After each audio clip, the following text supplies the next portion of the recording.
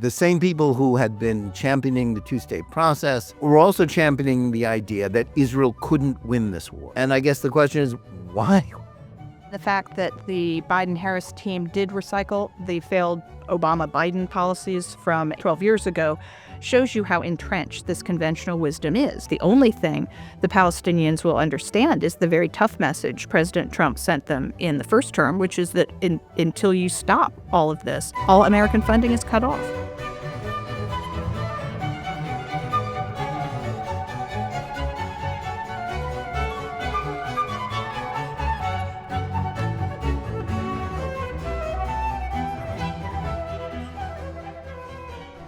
Hello, and welcome to Think Twice. This week we have an interesting conversation for you with former Trump administration senior policy advisor Victoria Coates, who has written a new book on the U.S.-Israel relationship. But before we start today's program, I want to remind you, as always, to like this video and podcast, subscribe to JNS, and click on the bell for notifications. Also, you still don't have to wait a full week for more of our content. There is a Jonathan Tobin daily podcast where I share more news and analysis with you about the most significant issues we're facing today.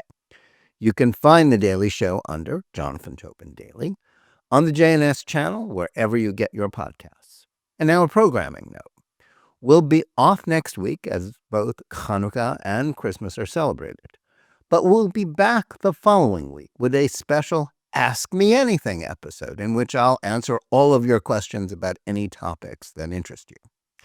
Please send your questions to thinktwice@jns.org. That's thinktwice@jns.org. And now to today's program. The U.S.-Israel relationship is at a crossroads. During the past 4 years of the Biden-Harris administration, the United States recycled the same Middle East policies that were employed by the Obama administration. At its heart were two concepts that have already failed time and again: appeasement of Iran and an obsession with pumping life into a peace process with the Palestinians, with which the latter were not interested. The problem is that Iran doesn't want a rapprochement with the West, and the Palestinians don't want a two-state solution in which Israel would trade land for peace. That didn't matter to those who have been invested in these failed ideas for decades or who wanted to downgrade the alliance with Israel.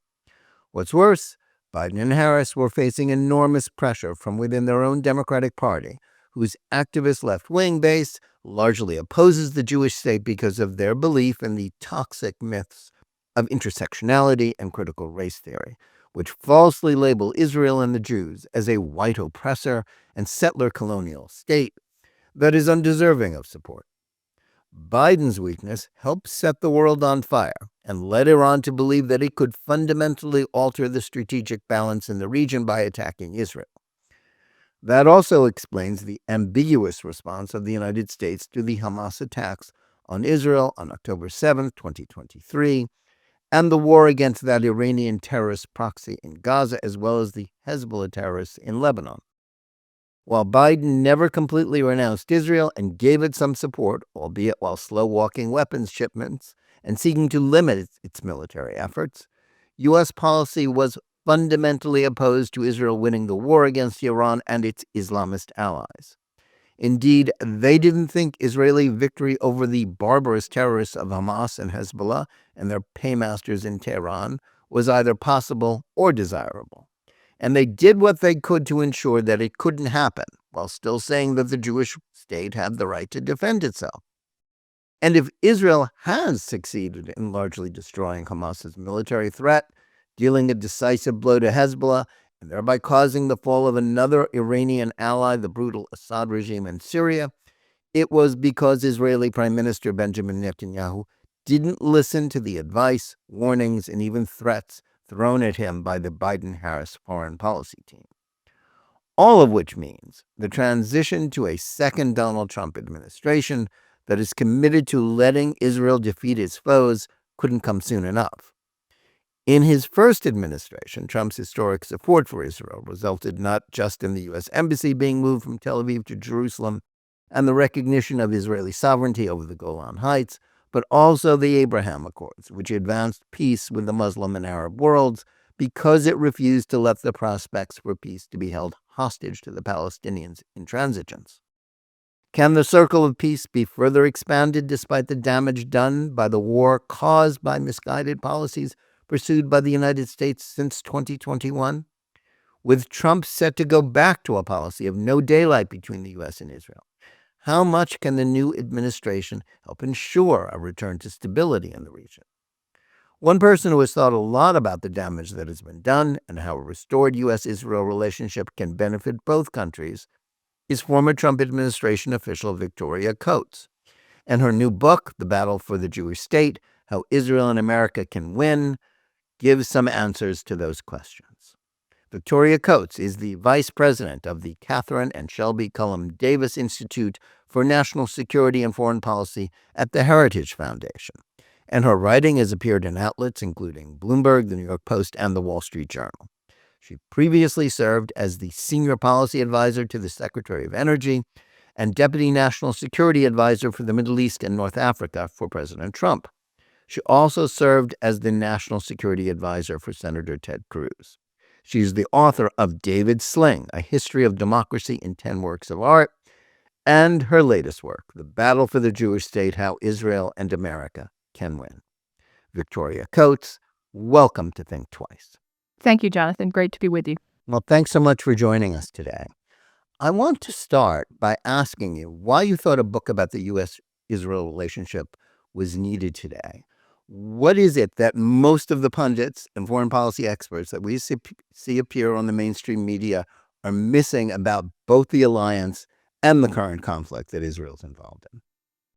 Well, I think the genesis of the battle for the Jewish state was really 4 questions that I kept being asked after October 7th of last year, which I think was a really befuddling, shocking event for a lot of Americans. And, the first question was, how did we get here? Why are we suddenly seeing these floods of pro-Hamas supporters on the streets of America, encampments on our children's campuses, Jewish students hunted on colleges? It was really shocking for a lot of people. They've tried to figure out what was going on. The second question we get a lot is, why Israel? Why should the United States be an ally with Israel? And we've seen this question come up in the news again this week. What is that alliance? Why is it so important? Where is it at 76 that it might not have been at 20 years of age, 50 years ago? So that's really the second chapter, is the history of the alliance, different presidents' approaches to it. And then the third question is there an alternative? If it's not Israel, who do we align with in the Middle East? And the answer is there are 2. One is the Palestinians and one is the Iranians. And so going through the history of the bipartisan attempts to mollify both of those groups to try to make them into something that they're not, a productive partner, I think that's really important history for the American people to have, because who knows in 2028 if somebody's going to try to take us down that rabbit hole again. And then finally, what's next? Where can we go from here? What lessons learned do we have from October 7th and the aftermath? What are the possibilities, particularly after the reelection of President Trump, for greater peace and prosperity in the United States, which is, I know, his goal for the region? And the answer to that is there are lots of avenues. There's energy. There's a potential deal with Saudi Arabia. There's a broader regional alliance. There's so many good things that can come out of, the terrible tragedy of October 7th. And so, hopefully that's where we're headed. Yeah, well, I think your book does provide a quick and comprehensive history of the alliance, and the why Zionism. You give a lot of things that I think a lot of Americans who, frankly, surveys show us that they don't know their own history, let alone that of Israel or of this alliance, and certainly much of the journalism about the Middle East. And, of course, journalists think, history is what happened the day before, yesterday, and ancient history is the day before yesterday. So obviously there was a vacuum to fill there. But I'd like to ask you about one concept that you mention in the book, and especially in your opening, and then you go through it. When you reference, the 1923 essay of Zionist visionary Zev Jabotinsky, The Iron Wall, and how that explains sort of Israel's security, its dilemma, and how peace ultimately can be achieved. What led you to that, and how important is it? Well, I think it's critical, Jonathan, and this is all Doug Feith's fault. Doug was the one who introduced me to Zavotinsky's thought, and we've had a number of long conversations about it and about his vision. In 1923, it was a very interesting year, a century before the October 7th attacks. And, even before the attacks, but particularly afterwards, I really found myself haunted by the Iron Wall and his very true thesis that if the Arabs, and in this case specifically the Palestinians, think the eradication of Israel and the Jews is possible, that's plan A. And they're never going to go on to plan B. They might say they are, but they aren't. And as October 7th taught us, the minute they can, they're going right back to that. But then, and I've actually put this passage on the back of the book, Zavotinsky says, if you persuade them through Israel's impenetrable defenses, that's the Iron Wall, which gives Iron Dome and Iron Beam their names. If you create these impenetrable defenses and they become exhausted from attacking Israel and failing, and the prosperity of the Jews continues and the security of the Jews continues, they might get then to the point where they decide they don't want to do this anymore. And that's what happened during the first Trump term with a number of our Gulf allies. It was sort of remarkable.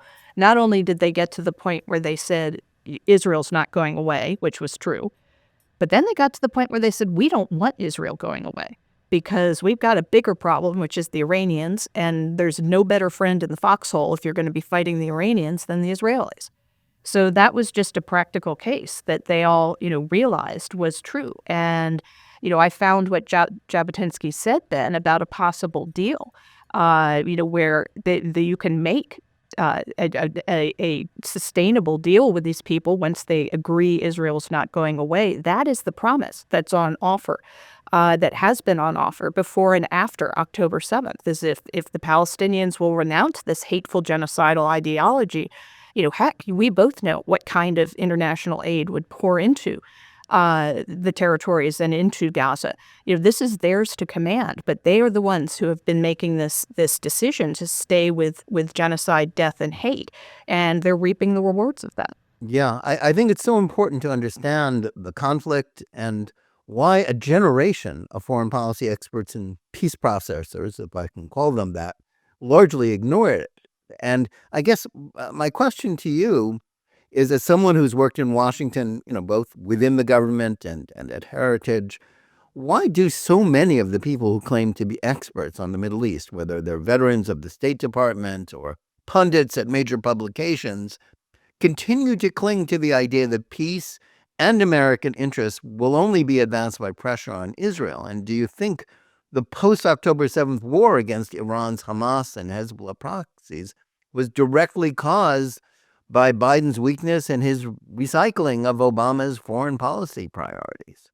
Well, I think, Jonathan, the fact that the Biden-Harris team did recycle the failed Obama-Biden policies from 12 years ago shows you how entrenched this conventional wisdom is. And, John Kerry came out and said it in 2016, which is a deal with the Palestinians has to come first. There can't be any progress in the region without that. And that is the generational mindset. And historically, writing the battle for the Jewish state, what became clear to me is in about 1973, not coincidentally, the Arab nation states got sick of attacking Israel and sick of losing expensive, bloody wars and losing territory and treasure, and they essentially decided to stop. And at that point, though, the kind of resort mechanism was the then nascent kind of Palestinian liberation organization under Yasser Arafat, who was treated like a head of state. And the next year, he's invited to the UN. He gives a speech, not sitting in the head of state chair, but standing beside it. And, he is forgiven all of his terrorist past, despite all of, just horrific slate of vicious actions against Jews and Israel. And, this fiction that somehow the Palestinians are a de facto state grows up. And everybody insists that this is the case. We have to have a two-state solution based on the 67 borders with right of return. They keep repeating this like a prayer. And the unfortunate fact is the 67 borders were not tenable in 1967, which is why a giant war was fought over them. And, that right of return is a non-starter for the Jewish state. It's just simply not going to happen. And if you keep repeating it, though, the Palestinians can be excused for thinking it might happen, especially if they're seeing pro-Hamas, pro-Palestinian demonstrations on the streets of the United States. So it's kind of created this oxymoron of unrealisticness. And as you said, it's become a cottage industry here in Washington of the people who just want to go back to Oslo or Vienna or wherever it may be and engage in yet another round of negotiations over water rights and electricity that are not going to be executed or implemented in any effective way. And that's the cycle I think we have to break now if we want to have any progress going forward on this front. Yeah, I think that was the genius of the Abraham Accords, in that the Trump administration 1.0 decided, and along with the Arab states that were, engaging with Israel, that the Palestinians couldn't hold them hostage any longer. That their dreams of destroying Israel, which is why the two-state solution has never happened, because they're not interested in two states. They just want no Israel. And that's part of the problem. And I think the holdover from that is this idea that once Israel was attacked by Hamas and realized that Hamas had to be destroyed, that the same people who had been championing the two-state process were also championing the idea that Israel couldn't win this war, and that an Israeli victory was not only not possible, but not even desirable. And I guess the question is, why were they so wrong about that, and what have been the consequences of this mistake? That's really why I chose the subtitle to the book, How Israel and America Can Win, because I think that's what's been missing is a victory. And if nobody wins, the conflict just goes on. And somebody needs to send the Palestinians a memo. I think that's actually coming pretty clearly from President Trump right now, who's been using the word victory when describing how he wants this conflict to conclude. The issue of the Palestinians maybe never was, but certainly in 2024 and 2025 is not a vital national security issue for the United States. That it simply isn't. And, we can sympathize with the Palestinians. We can want them to have a better life. We can want them to not choose, genocidal violence as their de facto mode of operation. All of those things I think are true, but it doesn't mean that they still have to lose this war if they're going to get into a new mindset. And I think that's really the critical message of the book, that the constant calls, for every time you say the hostages have to come home, you then say, and we have to get more humanitarian aid into Gaza. It's this equivalency that our current leadership and that the peace process people have tried to set up to make these equal parties. At this point, they're just not. Israel is a very successful, prosperous state, one of the 20 most powerful on the planet, and the Palestinians are a cause. It's just not that you can't create something there that isn't there. And I think that reality call is what I was very interested in trying to get out there, now as the second Trump term takes form. Yeah, well, I think, you rightly point to Biden's ambivalent policy towards Israel, especially during the last 14 months of war. And I guess the question is, what caused that? I mean, we know that everybody in his foreign policy team are Obama administration alumni, but wasn't it also caused by the way so much of his party has accepted the woke ideas about Israel being a settler colonial apartheid state run by white oppressors? And by catering to his party base, and specifically to anti-Semitic voters in Michigan, did this president, who claims to be a Zionist, lose sight of the basic premise of the alliance with Israel, which is predicated on the common values and strategic interests shared by the two countries? Oh, absolutely. And that's really where I think they found themselves in an intolerable political dilemma, really after the first of this year. Before in October, November, December, I had various things I disagreed with them on, but overall, the administration was speaking out about the hostages. The president went to Israel. That was all fine and well. But then really, as the election year started, I think they woke up to the fact that it wasn't just those voters in Michigan. It was a much broader problem, which is their 18 to 29-year-old demographic. And that is the demographic that elected Joe Biden in 2020. It's what prevented a red wave in 2022. The numbers are all in the Battle for the Jewish State. If anyone is a poll geek like me, I included all of that. But the point is that they realized they couldn't be too pro-Israel. But the dilemma they wound up with and the problem they had is even being nominally pro-Israel and Zionist was too much for these people. And so they wound up going back and forth, saying one thing to one audience, another thing to another. And, it turned into milk toast and no policy at all. And we drifted then for all of this year. And I was in Israel week before last when President Trump made his statement on the hostages, which came like a breath of fresh air. Where has that clarity been? And now we see concessions on the part of Hamas. We see movement toward a potential release of them as the holidays are upon us. And President Trump was very frank about this, that there's going to be hell to pay.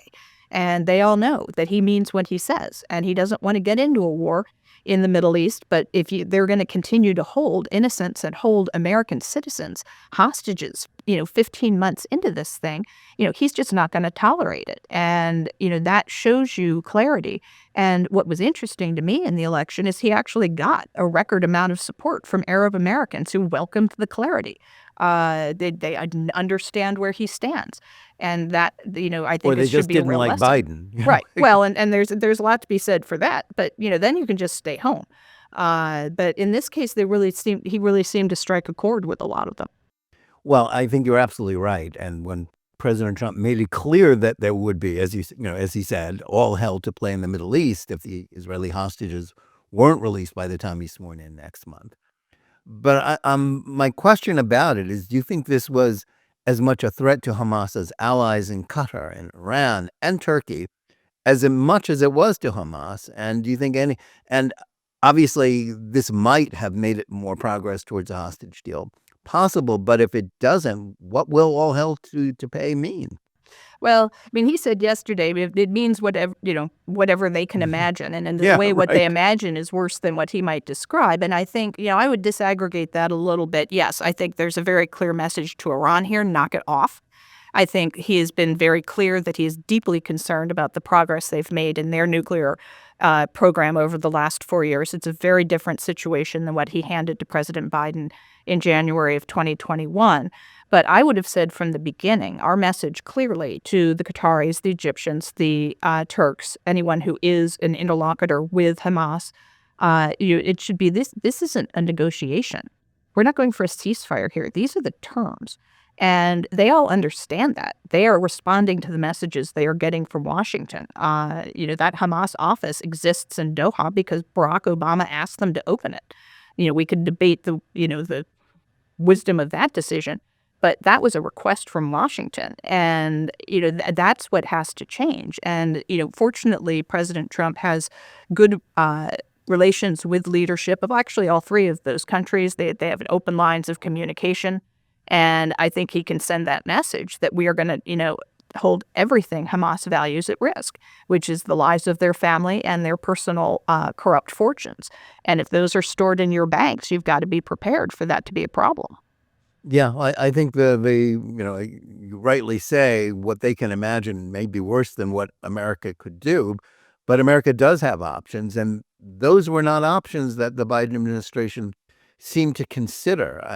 They didn't want Israel to win. They wanted to return to the peace processing, talking about rewarding the Palestinians with a state that they don't want, clearly, as they've had many opportunities to have one, as that being the answer, in the aftermath of the war, however the war ends.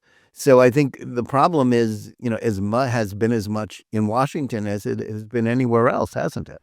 Oh, 100%. And I think on that case in particular, the insistence on a flood of aid into Gaza has been, in fact, counterproductive because the bulk of that aid goes to Hamas. They're the ones who siphon it off. So we're making Hamas fat, not the Palestinian people. And on top of that, it suggests to them that Israel's going to be reined in. And if we had stuck with the embargo as tough as it was in the early days of the war, I think Israel could have concluded this much more quickly with much less suffering. And then you have on top of that institutions like the United Nations Relief Works Agency, which is some double-digit percentage of card-carrying Hamas members who participated in October 7th. And then I think the most egregious one is the World Central Kitchen, Chef Jose Andres' Which you group. go into some detail in your book. Yes, because I really think it's ridiculous. Right before the State of the Union last year, I had a career friend at the State Department tell me, just watch this. They've outsourced their policy to Chef Andres. I said, you've got to be kidding me. He's a celebrity chef. I like his food trucks, but are we giving him our Gaza policy? And they said, yes, he's going to try to get all of his World Central Kitchen people in there. Like, I don't think he knows what he's dealing with here. And so he may well be have good intentions. I don't know him. But the institution they've put on the ground there in Gaza is now been revealed to be 10% Hamas members. And on top of that, this utterly unrealistic pier to nowhere that they built for $300 million. It cost an American their lives. When I was in Israel in July, it had washed up on the beach and eventually had to be dismantled and carted away. And it's the kind of boondoggle fantasy that they're going to somehow come in here and be able to, straighten out Gaza 50 years into the mission. It's unrealistic. And I think the only thing the Palestinians will understand is the very tough message President Trump sent them in the first term, which is that until you stop all of this, all American funding is cut off. Very simple. I think that's very clear. Let me circle back for a minute to something we sort of touched on a couple of moments ago, and that is sort of the source of sort of the political left, what they think about Israel, and the way that these really toxic ideas of critical race theory and intersectionality have created a generation of people who they're not really interested in the history of the region, and they're sort of like Ta-Nehisi Coates, no relation. Yes, right, exactly. In his book, which eschewed facts, it eschewed everything, but it was big on ideology, that it doesn't matter what Israel does, it doesn't matter what the Palestinians do or don't do.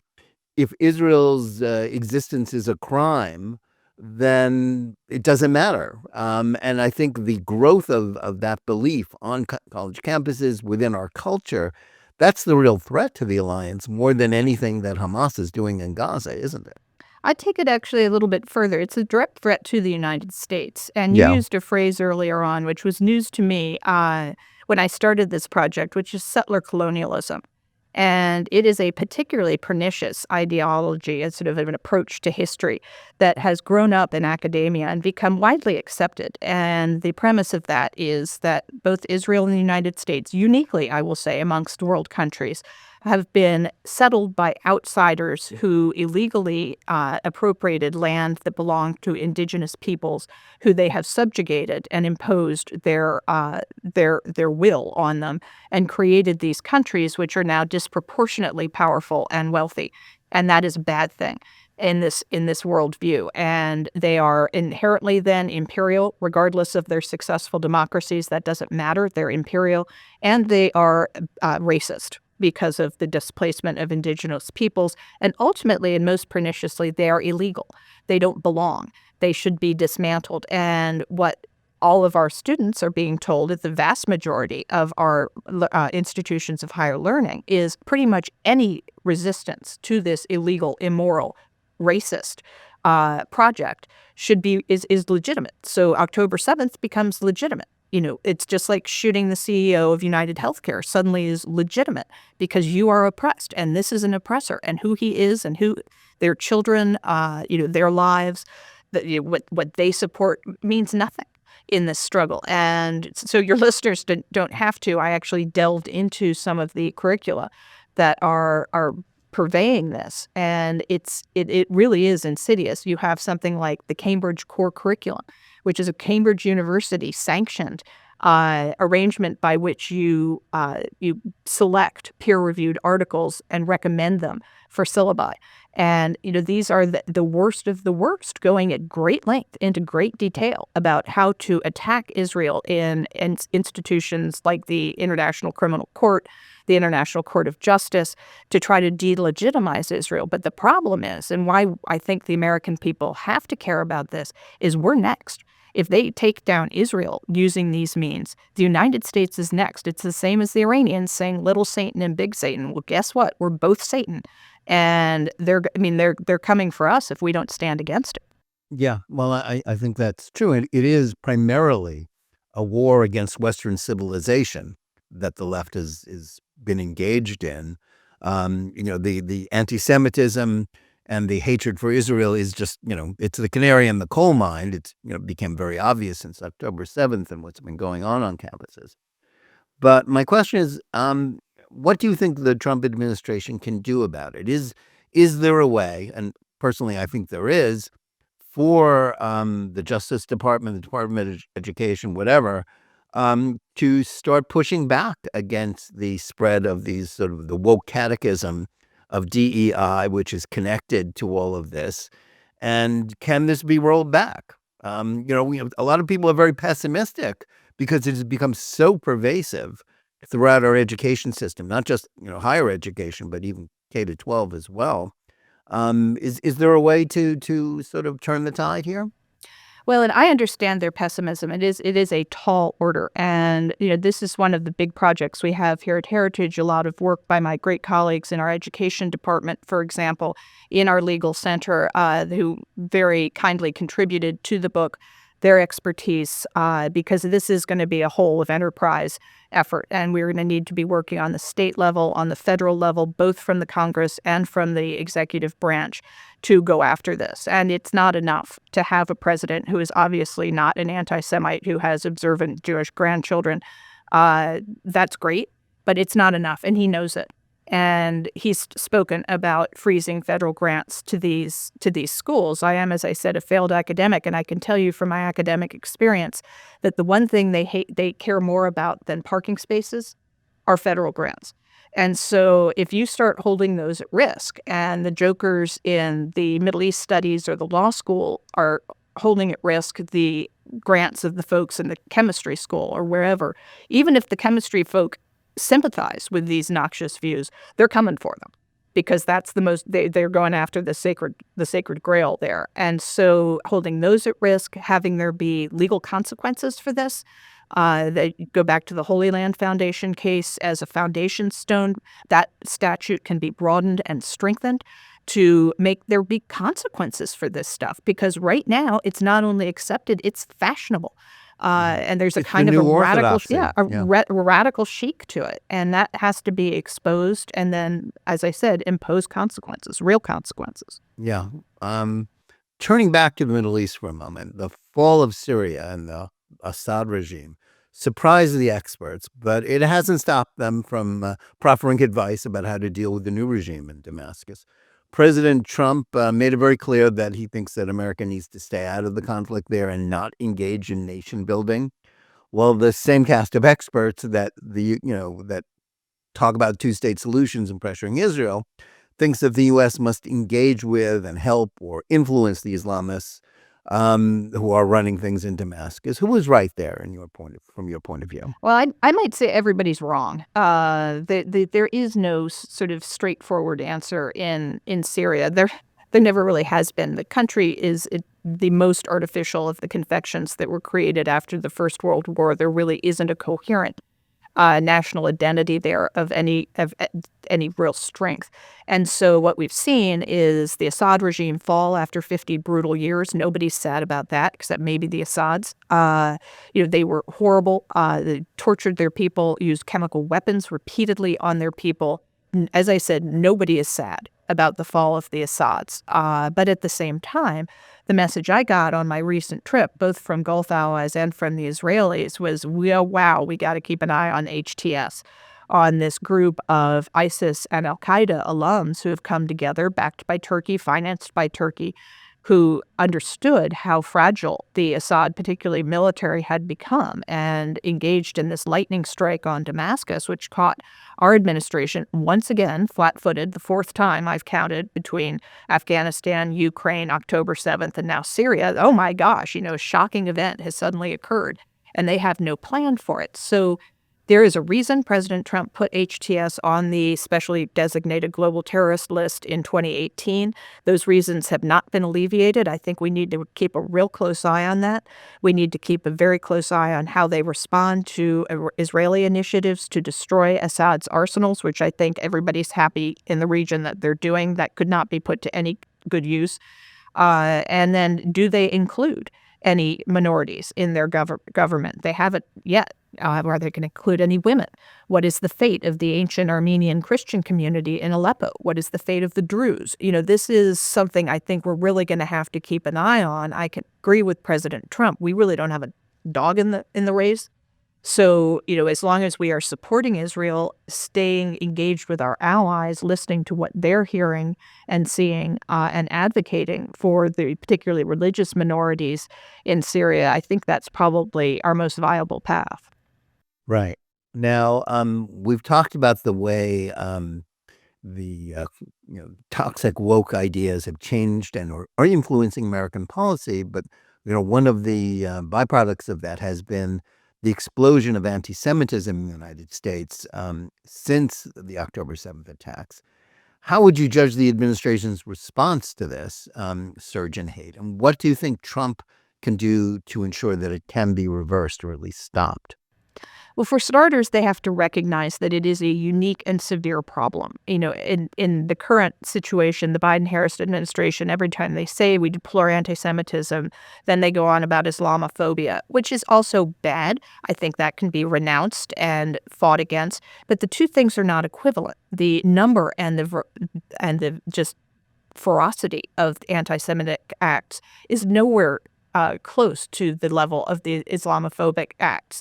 And so recognizing anti-Semitism as a unique problem is, I think, maybe the first step in this process. And, here at Heritage in late July when Prime Minister Netanyahu was here, we watched them. It took them 15 minutes, these protesters, to march past Heritage and down to Union Station, where they dragged those flags, the iconic flags in front of Union Station, down and burned them. And those were American flags. Those weren't Israeli flags. And I'm from Philadelphia, so I was particularly took offense at the fact that they defaced the cast of Liberty Bell that's there on Columbus Circle. So, this isn't, these are people who are here in America demonstrating this viciousness. And we need look no further than, post-World War I Germany to see what can happen to a country if you start to normalize this and you accept it. And I'm not saying we're headed in that direction, but we do have to take these steps now to recognize that it's a threat. And so the other thing I recommend in the battle for the Jewish state is a thought of a good friend of mine, Eli Kohanim, who said, the anti-Semitism envoy in the White House, or in the State Department rather, who deals traditionally with international anti-Semitism, should be brought to the White House. And, I've taken it a step further and said, give that person a seat on the Domestic Policy Council. So for the first time, you're going to have someone who will have connectivity into the National Security Council, into the State Department, but also into the domestic policy of the United States. That would be unique. That would be a first for President Trump. I hope he does it. I think there are a number of people who could be very effective in that role, and that he, this is something material he can do to declare we're going to take a new approach. Business as usual isn't going to work. And first and foremost, education isn't going to work, because the people who are propagating these hateful lies are the most educated amongst us. And, so simply saying we're going to take you on a tour of the Holocaust Museum or even Yad Vashem, that's not going to do it at this point. We need a much more concerted effort, public-private partnerships, exposure, and, as I said earlier, real consequences for this. And I think we need the presidential sort of seal of approval on this effort to make it effective. Yeah. Now, one particular focus of your efforts has been on energy policy. and your background when you were working in the Trump administration. How can the new administration advance global energy security? And how will this make for a more peaceful and stable Middle East policy? Well, this is, I think, a byproduct of my habit of working for Texans. First Rick Perry, and then Ted Cruz, and now Kevin Roberts. So there, when you mess around with the Texans, you find your way to an oil well occasionally. And so what has become clear to me over the last 10 years, really, is that energy policy isn't just a commodity policy anymore. It's a national security issue. Our energy resources and, interestingly, our needs are both hugely more substantial than we thought of them, a quarter century ago. And the way the United States can now posture itself as one of the big three energy producers, along with Saudi Arabia and Russia, that was unthinkable in the past. And we were a supplicant nation going to the Gulf for additional exports. That's the whole basis of our regional policies, the Carter Doctrine from 1980, saying that it is a vital national security issue for the United States to ensure the flow of energy out of the Gulf, the Persian Gulf. Well, that's not true anymore. I mean, I might not want to close the Strait of Hormuz, but it's not the worst thing that ever happened to me. And as a matter of fact, you could say it's good for business. So that's a very different approach. And it means that we can look for partners and allies in the Gulf as equals, which is new. And I think they are intrigued by the possibility and very much want us to grow into that space. And I think what has been so frustrating about the Biden administration is their insistence that the United States is a energy vulnerable, a consuming nation. And they're going to use the SPR to try to adjust domestic prices, the Strategic Petroleum Reserve, which was not created for that. And that's a gimmick, and everybody knows it, and it messes with international markets. So if we actually do assume this mantle, and I think President Trump rightly made it a centerpiece of his campaign, that we're going to unleash American energy. This is what we can offer the world. And for those who are concerned with the environment, we share those concerns at the Heritage Foundation. This is the best thing we can do for the environment. I mean, the Chinese just mined more coal last month than they ever have in history. That's where their heads are. And what we should be doing is helping partner nations, maybe India, for example, which has a huge reliance on coal, convert some of those plants to nice, clean American natural gas. That can reduce their emissions, increase their climate quality for their people dramatically. Why aren't we taking those easy wins? Why are we trying to force everyone into unreliable renewables instead of providing the dense baseload power that the modern world requires? Yeah, well, unfortunately, the obstacle to that very sensible policy is an obsession with global warming and the idea that basically you have to, rethink, capitalism and rethink, the whole Green New Deal. An administration that is committed to the Green New Deal, at least in principle, as the Biden-Harris one was never going to take any of those steps, were they? No, but what was interesting to me, Jonathan, was during the campaign, the climate issue sort of went away after being the most existential threat, and they declare this in all their public. Another John Kerry quote. Yeah, the worst thing that's going to happen. So worse than China, worse than the Islamists, is climate change. And if you think that, then you have to adjust your other priorities. And they've said this now for 3 years, but suddenly when they got into the campaign and realized it pulled like poison, it went away. And so I think what the American people are looking for is a responsible policy. They understand that energy needs are just going to skyrocket over the coming years with the introduction of artificial intelligence, the data processing centers. As I said, I'm from Pennsylvania. I grew up close to 3 Mile Island, and they're reopening 3 Mile Island with one client, Microsoft. And it is worth billions of dollars to Microsoft to reopen that plant because they need that power. And that's a lot of power that comes out of there. And so, the reality of what we're facing and, the fallacy of the conversion to renewables, I think this is something that President Trump can convey very, very clearly. The Europeans just last week went through another one of these periods where the wind didn't blow and the sun didn't shine, and their grid was on the edge. And you had some of the Nordic countries wanting to actually cut off from the European grid to protect themselves from the contagion. It just doesn't work. It's not reliable. And, until you get to the point where it might be, and I would debate the wisdom of even going down that road, but you can't force a conversion, and go to less power consumption while these technological advances are happening. It's just not practical. And so that's where I think, President Trump is going to be really reassuring, not only to the U.S. private sector, but also to our partners and allies. Yeah. Now, another element of your work at Heritage has been on China and its global threat to American interests. And I might add, China's been going around the world buying everything it can and getting involved in the Middle East as well. Many of President Trump's opponents are saying that getting tough with Beijing will hurt the U.S. economy. But can the United States stand up to China without causing massive economic damage? I think we have to. And the good news on that portfolio is that China has some pretty severe economic problems. And what's worse, they have a demographic problem they can't solve. They may be looking at going as low as 500 million people by the end of this century. That's a pretty dramatic shift.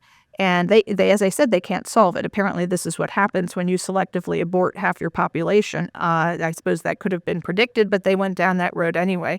And there's really nothing to be done because nobody wants to go live in that country, unlike us. And so I think, pressuring them on their weak points is where you start, and making their lives as unpleasant as possible. Really shockingly, I think on December 13th, the Biden administration went off to Beijing and quietly signed the scientific and technology agreement, the next iteration of that. It's been in place since 1979. But has not been renewed since COVID, for the excellent reason that I think the Chinese have revealed that they are not partners on science and technology and all of the things covered by this massive agreement. But the Biden people seem to think they can get a climate deal with them, so they went and renewed this thing. It's crazy. And so I think getting out of things like that, partnering instead with countries like Israel, who are also leaders in science and technology and our friends and allies, why wouldn't we work with them? The Japanese, the Brits, instead of trying to shackle ourselves to the communist Chinese for a climate deal that's not going to do anything because they're mining more coal than they ever have. So, I think having a very straightforward China policy, which was nothing would make me happier than if they started to behave like a normal country and not very aggressively towards the United States. But that's not their posture right now. They're threatening our allies as well. And they are being quite predatory in the Middle East. So I think, for all of those reasons, recognizing China as the greatest threat we face in 2025 and organizing our other priorities around that is going to be, one of the top sort of challenges for the incoming administration. Yeah. Now, turning to a political issue, you're someone who has been working at the Heritage Foundation, and you've seen the way it was demonized during the presidential campaign because of the Democrats' charges that its Project 25 was an authoritarian game plan. Why was this wrong, and what lessons can the next administration learn from that document, including about anti-Semitism? Because it had a portion of that, and it was Project Esther, which didn't get as much ink as Project 2025. Why was this taken out of context and turned into this sort of campaign issue? Well, I would say it really was because of panic on the Democrat part, particularly after the disastrous debate in June, when they realized they were going to have to jettison President Biden. The only option they had at that point was the vice president, who was the only politician less popular than the president. And they had to seize on something. And the one thing they had from 2022 was the abortion issue and the reversal of Roe versus Wade. And that pulled well for them in certain key demographics. And so in Project 2025, unapologetically, the Heritage Foundation laid out a very strong pro-life agenda. That is who we are. That is what we believe. But Project 2025 was not designed for President Trump or any other particular candidate. It's something we've done since 1980. We simply put together a list of conservative policy options. But the Harris campaign then really leached onto this abortion issue and what was in Project 2025. Yes, conveniently ignoring all the other excellent policies for energy, anti-Semitism, you name it, immigration with very strong chapter, and just turned it into something it absolutely wasn't. And I would say if we had a fault, we didn't respond quickly enough because it was just weird. And they were able to kind of create this boogeyman.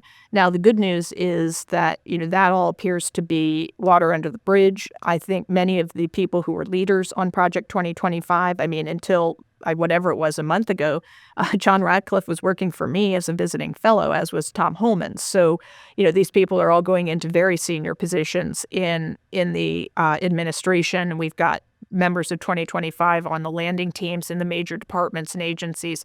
So I think that is a good lesson learned. To just the minute someone tries to start demonizing you, you jump in and clarify, like, no, this is not a Trump book. This is a heritage book and 100 allied conservative organizations. And, just don't forget to defend yourself as these things are going on. Good point.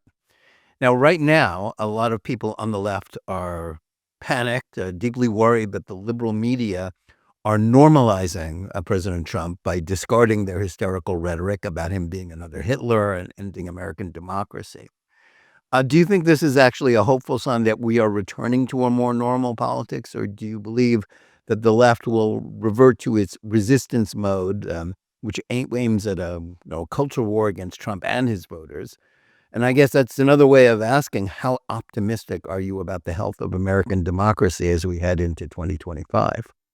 I am more optimistic than I thought I was going to be after November 5th. I think the American people spoke very clearly, very decisively across the board, across all demographics, across many, many geographies. I mean, the advances in, say, California are shocking. I don't think conservatives are ever going to win California statewide, but you can see certain counties start to shift toward just what I would call a more reason-based approach to American security, to America first. And I think what we're seeing in the media, is desperation on the part of outlets like MSNBC and CNN, which can't hold viewers. And, that is a simple truth. They can't hold advertisers. I mean, their revenues are dwindling. They're having to let go staff, while you have outlets from JNS to Fox to Newsmax. I mean, there are a whole range of them. Real America's Voice, not to tout your competitors, but No, these, we don't regard them as competitors. We're all in the same cause. Yeah. Exactly. I mean, people who tell the truth, who will have an author like me on to have an extended conversation about, yes, a controversial topic, but do it in a reason-based way. This is what's taken off, and that was another really interesting lesson from the 2024 campaign, was the power of people like Rogan, for example, of these podcasts. And I will say I'm doing a whole lot more of these in the lead up to this book launch, which is, of course, happening right now. But the podcasts are what move books at this point, because people want to hear something more than, 90 seconds. They want to hear the debate and, then make a decision about whether they want to delve into the topic. But that's a very different landscape than we've had in previous cycles. Yeah, I think you're absolutely right. It was, as people have said, it was a podcast election, not a mainstream corporate media election. Well, Victoria Coates, thanks so much for joining us today and sharing your insights and for discussing your new book. Good luck with it. We also want to thank our audience. Please remember to tune in every day for Jonathan Tobin Daily Edition. And whether you're listening to us on Apple, Spotify, YouTube Music, or any of the other podcast platforms, or watching us live on Facebook or X, or on the JNS YouTube channel, please like and or subscribe to JNS, click on the bell for notifications, and give us good reviews. Again, let me give you a programming note. We'll be off next week as both Hanukkah and Christmas are celebrated, but we'll be back the following week with a special Ask Me Anything episode in which I'll answer all of your questions about any topics that interest you. Please send your questions to thinktwice@jns.org. You can also write to us at thinktwice@jns.org and let us know where you listen or watch the show and what you think about it. And remember, reading and thinking for yourself. And we'll see you again in 2 weeks. And happy Hanukkah and Merry Christmas.